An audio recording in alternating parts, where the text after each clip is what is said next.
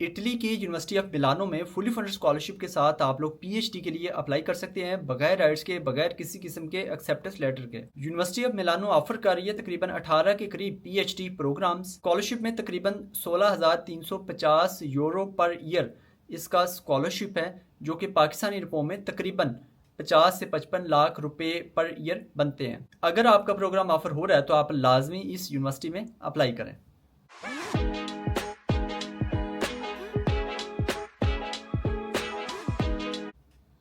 अस्सलाम वालेकुम, उम्मीद करता हूँ आप सब लोग खैरियत से होंगे। My name is Mohammad Mudassar and I am a PhD student.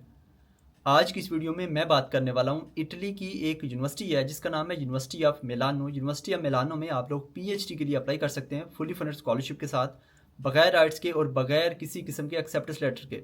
और जो स्कॉलरशिप है वो फुली फंडेड स्कॉलरशिप है और ये यूनिवर्सिटी पीएचडी के तकरीबन 18 प्रोग्राम्स ऑफर कर रही है जिसमें आप लोग अप्लाई कर सकते हैं। और अगर बात करें प्रोग्राम ड्यूरेशन की तो कुछ प्रोग्राम्स 3 साल के हैं जिनका यानी कि ड्यूरेशन, स्टडी का जो ड्यूरेशन है वो 3 साल है, और कुछ प्रोग्राम्स हैं जो कि 4 साल के लिए। और उसके अलावा जो प्रोग्राम या जो पीएचडी स्टार्ट होगी वो कुछ प्रोग्राम की तो 1 अक्टूबर 2025 से स्टार्ट होगा प्रोग्राम, और कुछ प्रोग्राम्स ऐसी हैं जिनकी जो क्लासेस हैं वो 1 नवंबर 2025 से स्टार्ट होंगी। तो आज की इस वीडियो में मैं आपको तमाम डिटेल यूनिवर्सिटी ऑफ मिलानो के हवाले से बताने वाला हूँ कि इस यूनिवर्सिटी में ये जो अभी एडमिशन ओपन है इसमें अप्लाई करने का क्या एलिजिबिलिटी क्राइटेरिया है, कौन कौन से डॉक्यूमेंट्स आपके पास होने चाहिए। बहुत ही सिंपल से सादा से 4 से 5 डॉक्यूमेंट्स हैं जो कि आपको चाहिए होंगे। और उसके अलावा जो प्रोग्राम्स हैं वो कौन कौन से हैं, जो 18 प्रोग्राम्स हैं उनके मैं आपको नाम बता दूंगा, लिस्ट बता दूंगा। और उसके अलावा मैं कवर करूंगा कि किस तरीके से आपने अप्लाई करना है, इसकी क्या डेडलाइन है और इसकी क्या एप्लीकेशन फ़ी है या नहीं है। तो ये तमाम चीज़ें मैं आज की इस वीडियो में कवर करने वाला हूँ, लिहाजा ये वीडियो कंप्लीट देखिएगा। और अगर आप इस चैनल पर नए हैं तो हमारा चैनल लाजमी सब्सक्राइब कर ले ताकि आपको आने वाले दिनों में जितनी भी अपडेट्स हैं वो आपको टाइमली मिलती रहे। और उसके अलावा मेरा जो व्हाट्सएप का चैनल है उसको भी आप फॉलो कर लें, और जो फेसबुक का पेज है उसको भी आप फॉलो कर लें ताकि आपसे कोई भी अपडेट मिस ना हो जाए। सबसे पहले अगर बात करें एलिजिबिलिटी क्राइटेरिया की कि अगर आप यूनिवर्सिटी ऑफ मिलानो में पीएचडी में अप्लाई करना चाहते हैं तो इसका क्या एलिजिबिलिटी क्राइटेरिया है, तो उसमें सबसे पहले आपकी जो एजुकेशन है वो 18 ईयर्स होनी चाहिए, यानी कि आपने मास्टर्स किया हुआ हो। और अगर अभी तक आपकी डिग्री कंप्लीट नहीं हुई या डिग्री कंप्लीट है लेकिन आपके पास फाइनल डिग्री नहीं है तो आप फिर भी अप्लाई कर सकते हैं।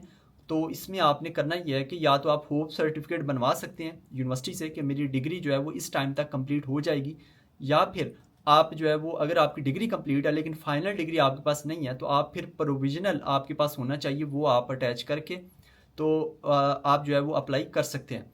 और इनकी जो एडमिशन की कॉल है उसके ऊपर क्लियरली मेंशन है कि अगर आपके पास फाइनल डिग्री नहीं है तो आप अप्लाई कर सकते हैं, और आपके पास डिग्री जो है वो प्रोग्राम जो है वो स्टार्ट होने से पहले पहले आपके पास होनी चाहिए, यानी कि क्लासेस स्टार्ट होने से पहले पहले आपके पास होनी चाहिए फाइनल डिग्री। और इनकी जो क्लासेस स्टार्ट होंगी वो कुछ प्रोग्राम्स ऐसी हैं उनकी 1 अक्टूबर 2025 से स्टार्ट होंगी, कुछ प्रोग्राम्स ऐसी हैं उनकी 1 नवंबर 2025 से स्टार्ट होंगी। तो इससे आप देख सकते हैं अपना प्रोग्राम, वो मैं लिंक नीचे डिस्क्रिप्शन में दे दूंगा, वहाँ से आप देख सकते हैं कि आपका जो प्रोग्राम है वो कब से स्टार्ट हो रहा है। तो उससे पहले पहले आपके पास जो अपनी जो फाइनल डिग्री है वो आपके पास होनी चाहिए। सो ये था इसका एलिजिबिलिटी क्राइटेरिया। अब अगर बात करें डॉक्यूमेंट्स की कि अगर आप यूनिवर्सिटी ऑफ मिलानो में पीएचडी के लिए अप्लाई करना चाहते हैं तो आपके पास कौन कौन से डॉक्यूमेंट्स होने चाहिए, तो वो तमाम जो डॉक्यूमेंट्स हैं वो मैंने लिख के रखे हैं, वो मैं आपको एक एक करके बता देता हूँ। तो जो सबसे पहला डॉक्यूमेंट है वो है आपके एजुकेशनल डॉक्यूमेंट्स, जिसमें आपकी जो ट्रांसक्रिप्ट वगैरह और जो आपकी डिग्री वगैरह वो आती है। और अगर आपकी डिग्री कंप्लीट नहीं है तो आपने क्या सबमिट करना है वो मैं आपको इससे पहले बता चुका हूँ।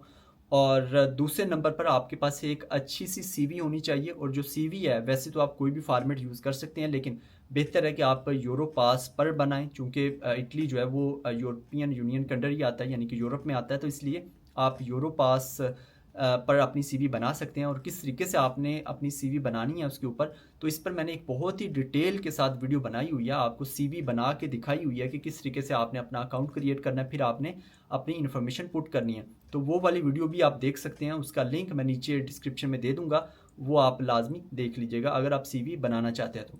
उसके बाद तीसरे नंबर पर आपके पास रिसर्च प्रोजेक्ट यानी कि आपके पास रिसर्च प्रपोजल होना चाहिए। और उसके बाद चौथे नंबर पर आपके पास पासपोर्ट होना चाहिए। उसके बाद 5वें नंबर पर आपकी अगर कोई पब्लिकेशन है तो वो भी आप अटैच कर सकते हैं, अगर है तो ये कंपलसरी नहीं है। उसके बाद 6ठे नंबर पर आपके पास रिकमेंडेशन लेटर होना चाहिए, और जो रिकमेंडेशन लेटर है उसका फॉर्मेट इन्होंने दिया हुआ है, वो मैं आपको आगे जाके दिखा भी दूंगा। तो आपने उस फॉर्मेट को फॉलो करना है, वो आपने डाउनलोड करना है। डाउनलोड करके उसका प्रिंट लेके आपने अपने जो जहाँ से आपकी प्रीवियस डिग्री है वहाँ से आपने प्रोफेसर से उसको आपने फिल करवाना है, और फिल करवाने के बाद आपने एक ईमेल आईडी है उसके ऊपर अपना ये जो रिकमेंडेशन है सिर्फ ये आपने ईमेल भी करना है, ये आपने याद रखना है। और जो ईमेल आईडी है वो हर प्रोग्राम की डिफरेंट है, मैं आपको आगे जाके दिखा दूंगा। एक जो एडमिशन कॉल वाली जो फाइल है उसमें वो ईमेल आईडीज़ जो हैं हर प्रोग्राम के साथ दी गई हैं। तो उस ईमेल आईडी के ऊपर आपने अपना ये जो रिकमेंडेशन लेटर है ये आपने ईमेल करना है। उसके बाद जो आखिरी डॉक्यूमेंट है वो है कि फॉर्म फॉर रिमोटली इंटरव्यू। ये एक फॉर्म है सिंपल, अगर आप अभी पाकिस्तान में हैं या फिर इंडिया में या फिर नेपाल या फिर बांग्लादेश में हैं तो आपने ये वाला फॉर्म लाजमी फ़िल करना है। और इस फॉर्म को फ़िल करने का पर्पज़ ये है कि आपका जो इंटरव्यू होगा, यानी कि जो सेकंड स्टेज पर आपका इंटरव्यू होगा वो आपका रिमोटली हो, यानी कि ऑनलाइन हो आपका इंटरव्यू। तो इसलिए आपने ये वाला फॉर्म लाजमी फ़िल कर लेना है। तो ये तमाम डॉक्यूमेंट्स हैं जो आपको चाहिए, और मैं आपको आगे जाके इनके जो सैंपल वगैरह हैं वो मैं आपको दिखा दूंगा। और ये थे तमाम डॉक्यूमेंट जो चाहिए यूनिवर्सिटी ऑफ मिलानो में पीएचडी में अप्लाई करने के लिए। अब अगर बात करें स्कॉलरशिप की कि इसमें क्या क्या बेनिफिट्स होंगे, तो इन्होंने एज सच बेनिफिट्स को डिवाइड या डिफाइन नहीं किया हुआ, लेकिन इन्होंने एक लमसम अमाउंट लिखी हुई है जो कि तकरीबन 16,350 यूरो हैं। ये आपको मिलेंगे पर ईयर, जो कि अगर मैं पाकिस्तानी रुपयों में आपको बताऊं तो तकरीबन 50 या 55 लाख रुपए के आसपास बनता है पर ईयर। तो ये आपको मिलेंगे। अब इसमें इन्होंने ये डिफ़ाइन नहीं किया हुआ कि आया कि इसमें से फ़ीस भी मतलब फ़ीस भी इंक्लूड है या फिर ये आपका स्टाइपेंड वगैरह है, तो ये इन्होंने डिफ़ाइन नहीं किया हुआ। लेकिन आई होप सो कि ये एक फुली फंडेड स्कॉलरशिप है जिसमें आपके तमाम एक्सपेंसेस कवर किए जाएंगे। और ये थे इसके स्कॉलरशिप के बेनिफिट्स। अब अगर बात करें प्रोग्राम्स की कि कौन कौन से प्रोग्राम्स ऑफ़र किए जा रहे हैं यूनिवर्सिटी ऑफ मिलानो की जानिब से पीएचडी के लिए, तो जैसा कि मैंने आपको वीडियो के स्टार्ट में ही बता दिया था कि तकरीबन 18 के करीब प्रोग्राम्स हैं जो कि ऑफ़र किए जा रहे हैं पीएचडी के लिए यूनिवर्सिटी ऑफ मिलानो की जानिब से। तो मैं आपको अभी कंप्यूटर स्क्रीन पर लेके चलता हूँ और वहाँ पर मैं आपको वो तमाम प्रोग्राम्स दिखा देता हूँ कि कौन कौन से प्रोग्राम्स हैं। और उसके अलावा मैं आपको जो डॉक्यूमेंट्स की जो रिक्वायरमेंट है जो मैंने आपको इससे पहले बताए हैं उनके जो सैंपल है, यानी कि किस तरीके से आपने वो डॉक्यूमेंट्स रेडी करने हैं, स्पेशली जो आपका रिकमेंडेशन लेटर है या फिर वो जो इंटरव्यू वाला जो फॉर्म था या जो डॉक्यूमेंट था वो भी मैं आपको दिखा देता हूँ। सो बगैर कोई टाइम ज़ाया किए हुए let's go to computer screen. ये यूनिवर्सिटी ऑफ मिलानो की ऑफिशियल वेबसाइट है, इसका लिंक मैं नीचे डिस्क्रिप्शन में दे दूँगा। और जब आप इस वेबसाइट पे आएंगे तो यहाँ पे देखें लिखा हुआ है 31 प्रोग्राम्स, लेकिन जब आप एडमिशन कॉल पे जाएंगे जो कि मैं आपको आगे जाके दिखाने वाला हूँ वहाँ पर 18 प्रोग्राम्स लिखे हुए हैं। तो मैं सबसे पहला जो प्रोग्राम है इसको मैं ओपन करता हूँ, ओपन करके आपको दिखाता हूँ कि जो इनकी एडमिशन की कॉल है वो वाला जो डॉक्यूमेंट है वो आपने कैसे ओपन करना है। तो जब ये पहला जो प्रोग्राम है इसकी तमाम डिटेल आ जाएगी तो नीचे लिखा हुआ है रीड द कॉल, तो इस पर मैं क्लिक करता हूँ रीड द कॉल के ऊपर। तो रीड द कॉल को मैंने ओपन किया तो यहाँ पर ये बेसिकली इनकी कॉल है 2025-26 के लिए। यहाँ पर तमाम डिटेल मेंशन की हुई है, इसको आपने अच्छे से पढ़ लेना है।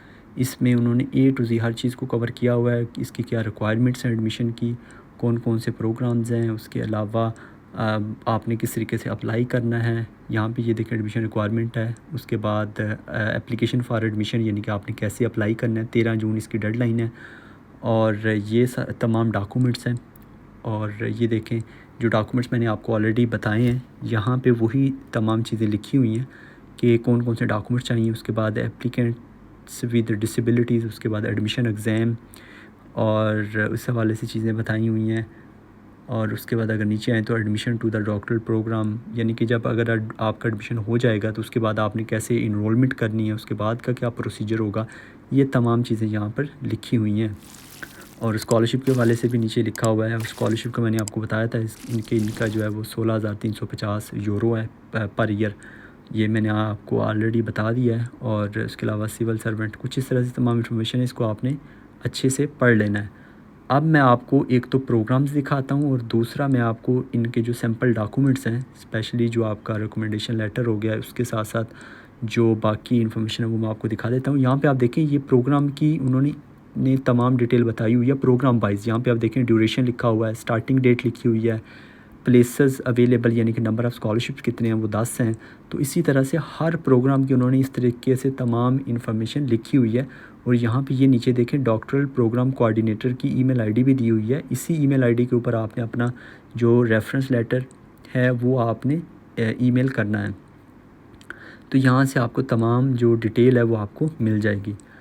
और अब मैं वापस जाता हूँ ऊपर, आपको सबसे पहले प्रोग्राम्स दिखाता हूँ कि कौन कौन से प्रोग्राम्स ऑफ़र किए जा रहे हैं, और फिर उसके बाद मैं आपको दिखाऊंगा जो दूसरे सैम्पल डॉक्यूमेंट्स। इसमें सबसे पहला प्रोग्राम है agriculture, environment and bio energy है, उसके बाद केमिस्ट्री है, उसके बाद इंडस्ट्रियल केमिस्ट्री है, उसके बाद comparative private civil procedural and business law है, उसके बाद public international and European Union law है, उसके बाद फ़िलासफ़ी एंड ह्यूमन साइंस है, physics astrophysics and applied physics है, उसके बाद कंप्यूटर साइंस है, उसके बाद international and public law, ethics and economics for sustainable development, उसके बाद एक्सपेरिमेंटल मेडिसन है।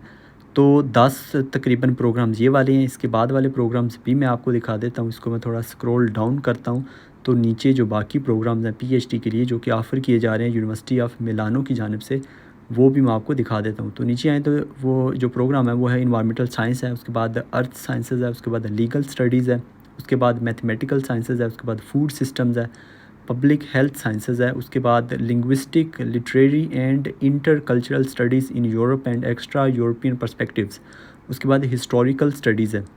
ये तमाम जो प्रोग्राम्स हैं वो अवेलेबल हैं। इनमें आप लोग पीएचडी के लिए अप्लाई कर सकते हैं यूनिवर्सिटी ऑफ मिलानो में। तो अब मैं आता हूँ जो डॉक्यूमेंट्स के हवाले से कि आपने जो सैम्पल डॉक्यूमेंट है वो आपने किस तरीके से देखनी है। यहाँ पर ये देखें फार्म 1 है जो कि आपके रिसर्च प्रपोज़ल का सैम्पल है। आपने इसी के अकॉर्डिंग अपना रिसर्च प्रपोज़ल बनाना है। उसके अलावा NXA है। NXA जो है ये बेसिकली आपका जो रेफरेंस या रिकमेंडेशन लेटर है उसका सैम्पल दिया हुआ है, आपने इसको फिलअप करना है करवाना है प्रोफेसर से। उसके अलावा ऑनलाइन इंटरव्यू के हवाले से फ़ॉर्म 3 है और उसके अलावा फ़ॉर्म 2 है। तो ये जो 4 जो सैंपल हैं ये मैं आपको अभी दिखा देता हूँ। एक ही जगह पे हैं ये चारों सैंपल और मैं आपको एक एक करके ये दिखा देता हूँ। सो ये देखें यहाँ पर सबसे ऊपर जो है ये NXA है और NXA में इन्होंने पहले इटालियन लिखी है, उसके साथ ही उन्होंने इंग्लिश लिखी हुई है। सो आप देख सकते हैं इसमें सर नेम लिखा हुआ है, नेम लिखा हुआ है, ये तमाम इन्फॉर्मेशन आपने लिख लेनी है इसमें। आप अगर ये देखें ऊपर इटालियन है, नीचे that the publication and the qualification listed below produced as copy. So ये ऊपर उन्होंने इंग्लिश जो इटालियन है वो लिखी है, उसके साथ ही नीचे उन्होंने इटालियन भी लिखी इंग्लिश भी लिखी हुई है। तो इस तरीके से आप इसको देख कर आपने इसको फिलअप करना है। बाद अगर मैं नीचे आऊँ तो नीचे है फार्म 1 है। फार्म 1 आपका जो रिसर्च प्रपोज़ल है उसके हवाले से है और इसमें भी उन्होंने पहले जो इटालियन लैंग्वेज है वो लिखी हुई है, उसके साथ ही नीचे उन्होंने इंग्लिश लिखी हुई है जिसमें एप्लीकेंट नेम है, उसके अलावा प्रोग्राम कौन सा है, प्रोजेक्ट टाइटल क्या है, अब्स्ट्रैक्ट लिखना आपने, उसके बाद project aim and their relevance in the context of the state of the art, उसके अलावा प्रोजेक्ट डिक्लेरेशन और ये तमाम चीज़ें आपने लिखनी है। उसके बाद है इंग्लिश वर्जन है, इसका जो रेफरेंस लेटर है यानी कि रेफरेंस लेटर जो आपने अपने प्रोफेसर से फिलअप करवाना है वो है जिससे आपने पढ़ा हुआ है। ये तमाम जो इन्फॉर्मेशन है ये आपने प्रोफेसर से इन्फॉर्मेशन ये फ़िल करवा के फिर आपने इनको ईमेल करना है। उसके बाद फार्म 3 है। फार्म 3 है ऑनलाइन इंटरव्यू के हवाले से कि मेरा जो इंटरव्यू है वो ऑनलाइन होना चाहिए। इसमें भी उन्होंने पहले इटालियन लिखी है, उसके साथ ही उन्होंने इंग्लिश लिखी हुई है। तो इंग्लिश को देखते हुए आपने इसको फ़िल कर लेना है। इसकी रीज़न भी बतानी है कि क्यों। इसमें आप लिख सकते हैं कि चूँकि मैं अभी जो है अपने होम कंट्री में, जो भी आपका कंट्री है उसका नाम लिख लें, तो इस वजह से मैं वहाँ पर नहीं आ सकता इंटरव्यू के लिए, इसलिए मेरा जो इंटरव्यू है वो ऑनलाइन कंडक्ट किया जाए। जी, तो ये थे तमाम प्रोग्राम्स जिसमें आप लोग अप्लाई कर सकते हैं यूनिवर्सिटी ऑफ मिलानो में पीएचडी के लिए। और आप अगर बात करें अप्लाई के तरीक़ाकार की कि किस तरीके से आपने अपनी एप्लीकेशन सबमिट करनी है, तो इसमें अप्लाई करने के लिए आपने सिंपल इनका जो ऑनलाइन पोर्टल है वहाँ पर आपने अपना अकाउंट क्रिएट करना है। अकाउंट क्रिएट करने के बाद आपने लॉगिन करके वहाँ पर ही अपनी एप्लीकेशन सबमिट कर देनी है। आपने सिंपल सिर्फ एक पोर्टल पर अपनी एप्लीकेशन सबमिट करनी है और ये था सिंपल इसका अप्लाई का तरीक़ाकार। और उसके अलावा अगर बात करें इसके सिलेक्शन क्राइटेरिया की कि किस बेस के ऊपर आपकी सिलेक्शन होगी, तो वो इन्होंने बहुत ही जो क्लियरली डिफ़ाइन किया हुआ है। उसमें सबसे पहले आपकी सीवी है, उसके 20 पॉइंट हैं। दूसरे नंबर पर आपका रिसर्च प्रपोज़ल है, उसके 10 पॉइंट्स हैं। और तीसरे नंबर पर आपका इंटरव्यू है। और इंटरव्यू के तकरीबन 70 पॉइंट्स हैं, टोटल 100 पॉइंट्स हैं। और जो फर्स्ट स्टेज है उसमें जब आप अपनी एप्लीकेशन सबमिट करेंगे तो उसमें अगर आपके सीवी में से आउट ऑफ 20 आपके 10 पॉइंट्स आते हैं और आपके रिसर्च जो प्रोजेक्ट है या रिसर्च प्रपोजल है उसमें से आपके 10 में से 5 पॉइंट्स आते हैं, तो फिर आप क्वालिफाई करेंगे इंटरव्यू के लिए। और इंटरव्यू कब होगा उसकी भी डेट्स वगैरह उन्होंने, जो एडमिशन की कॉल है जो मैंने डॉक्यूमेंट आपको पहले दिखाया है उसमें उन्होंने तमाम चीज़ें मेंशन की हुई हैं कि कब इंटरव्यू कंडक्ट होगा। तो ये थी इसकी जो सिलेक्शन क्राइटेरिया। इसलिए आपने अपनी जो सीवी है वो बहुत ही ध्यान से, बहुत ही अच्छे से बनानी है। उसके अलावा उन्होंने ये भी मेंशन किया हुआ है कि सीवी में क्या क्या चीज़ें देखी जाएंगी, इसको भी आपने ध्यान से पढ़ लेना है। और जो रिसर्च प्रोजेक्ट है या रिसर्च प्रपोजल है वो भी आपने बहुत ही अच्छे से खुद आपने रेडी करना है, उसको मेहनत के साथ आपने तैयार करना है। सो ये था इसका सिलेक्शन क्राइटेरिया। और अब अगर बात करें इसकी डेडलाइन की, तो इसकी जो डेडलाइन है वो है 13 जून 2025। इससे पहले पहले आपने अप्लाई करना है, अपनी एप्लीकेशन सबमिट करनी है। और लास्ट पे इसकी जो एप्लीकेशन फ़ी है उसका मैं आपको बता दूं कि इसमें अप्लाई करने की एप्लीकेशन फ़ी भी है जो कि है तकरीबन 50 यूरो। 50 यूरो इसकी एप्लीकेशन फ़ी है जो कि आपको पे करना होगी, इसके बगैर आप अप्लाई नहीं कर सकते।